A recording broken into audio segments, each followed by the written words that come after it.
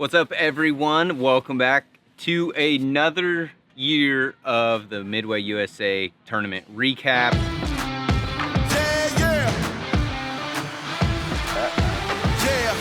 They gon' remember it, how I came out of the deficit. Man, I came far like a javelin, with a brave heart and a remnant. Dog, I'm relishing on my nights and days. I would never have them write my page, cause it's written in the stars. Look at what I made, but really how much I gave. It's up now, remember my name, cause it's time for a change. Yeah, they gon' remember my name. Tournament series is not going away. We get that question a lot with these videos. The tournament series is still there. It's still informative, entertaining, but this is more of a breakdown of what I was looking for on Toledo Bend, how I caught them, the baits I used, and just kind of the nitty gritty of what happened. So that's what this video series is with the Midway USA recaps. And really the biggest thing on Toledo Bend this week was deciding to fish deep or shallow. And everything in the book said that you should be going shallow, right? Warming weather, after a cold front, we had this big warming trend, pretty calm conditions, like everything was setting up for these fish to go shallow. The one thing that I noticed that really held me back from wanting to go shallow, and I sampled it a little bit during practice, but the big thing was the falling water. So I was paying attention to the Deep Dive app, and you can see like up in this corner, this is the home screen for Toledo Bend. You've got this red line, meaning that water is falling. And in the past week, it's actually fallen almost half a foot. So it's just steadily dropped every single day. And from my experience, even if you have all of the right conditions, but you have that falling water, those bigger fish just will not go to the bank. There'll be a few that had already gotten there, they're comfortable. They may stay or they'll be close and around, but the majority, the big population of big females, they're gonna stay out. So I spent most of my practice out, looking around, using my electronics, really playing off a LakeMaster.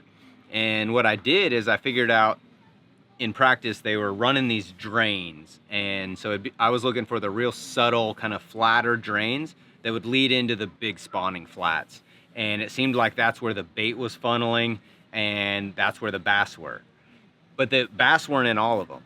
And I talked about this in the full series video, but I was using another feature on the Deep Dive app that talks about the water clarity estimate.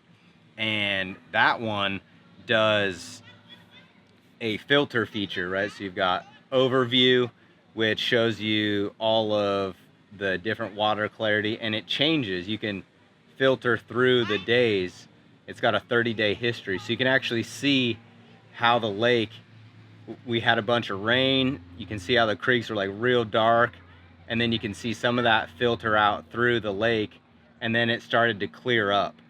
But I was using a filter and realized that anywhere I could find this watercolor, if I was in this color band, that is where the bass were.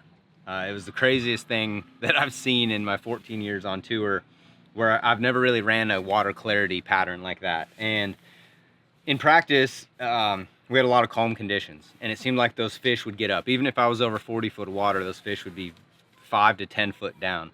And I caught most of them, and how I thought I would catch most of them in the tournament, throwing the big mega bass Canada. You guys saw that from Santee Cooper last year. It's kind of when I discovered this bait.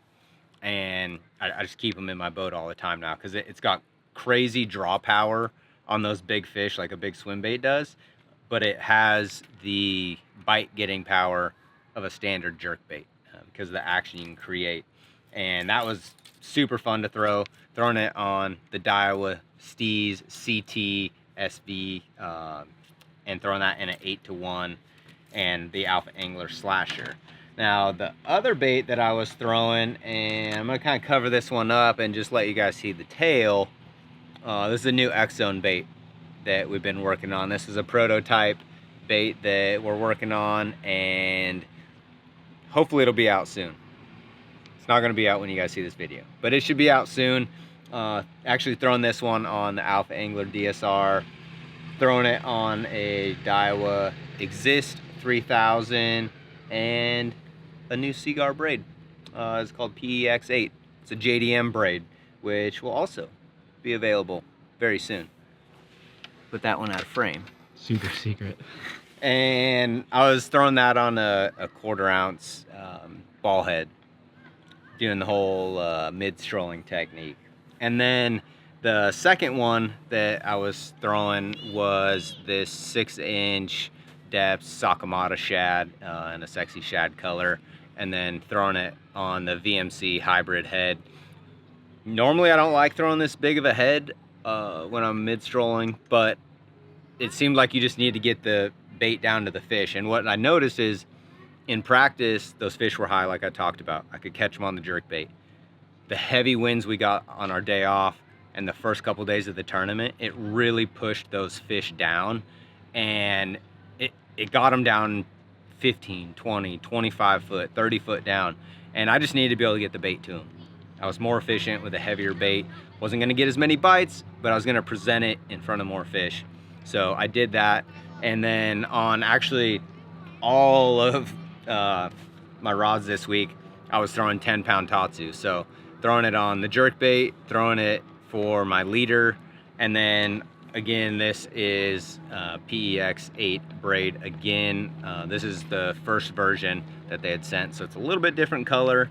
Doesn't have the pink and green in it. And then throwing this one on the wrench and a Daiwa Exist 3000. Looks a little different, internals are all the same, but it's been tricked out by SLP a little bit.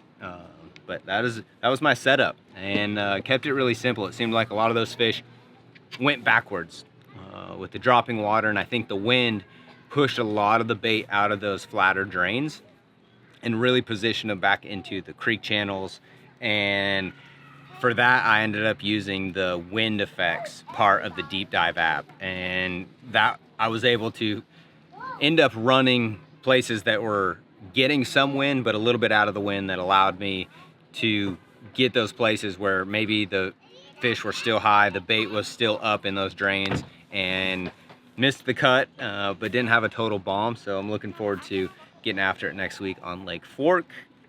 If you guys want to check out any of these products, you can go to midwayusa.com and get a lot of this product, and the stuff that's not yet available will be there soon.